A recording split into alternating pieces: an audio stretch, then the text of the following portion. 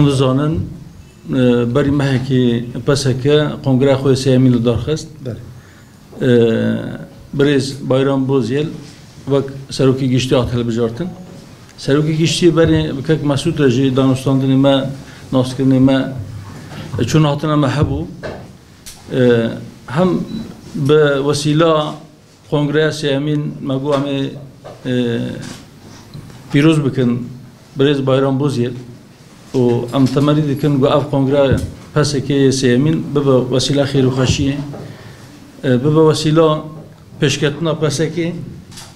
و ببا وسیله چارشریه کشای کرد زیارت هم به آرمانجه بو یک یا سرکه ابو یک جی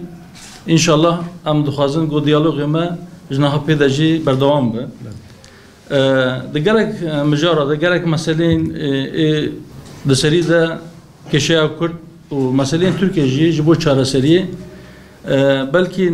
پیشنیاری ماجی گلک جارا نزدیک هوا ام دخوازن گو دیالوگ دوام بکه بردوام به دانستاندنی محبه و دهنک مسئله دیجی بلکه امکان به هفر تاب گر که امکارن هنک کارین حق بار ام چوا کارن بکن و یا سی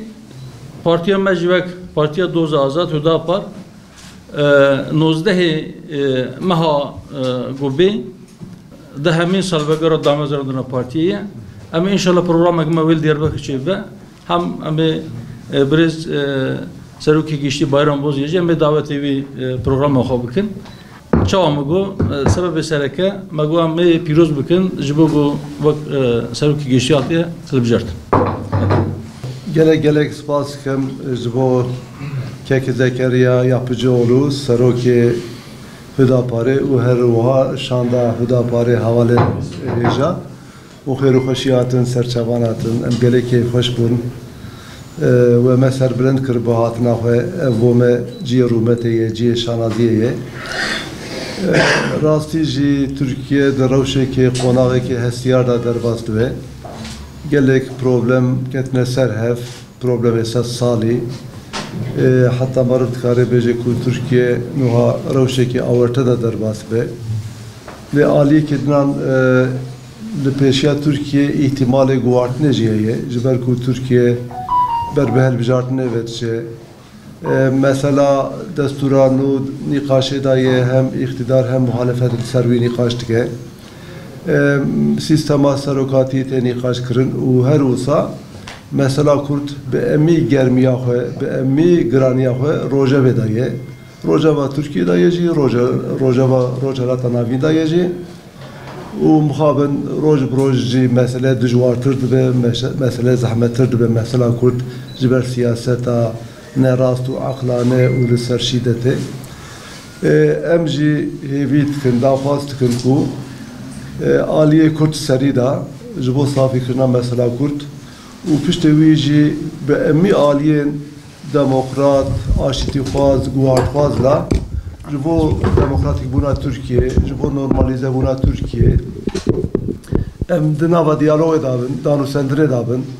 ji ber ku van meselana mesele me aliyek grûbek nine meselê civakî ne meselên dîrokî ne û divê emî alî heta mümkün be li ser van meselan tefaq bikin yani hem bo desturê û hem ji bo safîkirina pirsa Kurd biriya aştiyane û demokratîk di vê çerçevê da hewcedarî diyaloga nava aktorên siyasî serî da aliyê Kurd û seranserê Tirkiyeyê heye divê ev dû bendî bi Tirkî dibêjin qutuplaşma horê rabe divê riya diyalogê nîqaşê danûsendirê vebe ji bo ku meseleyê me be awayekê aqlane bê nîqaş kirin û em ciwara bikaribin çare bibînin divê çerçevê da jî hatina havalên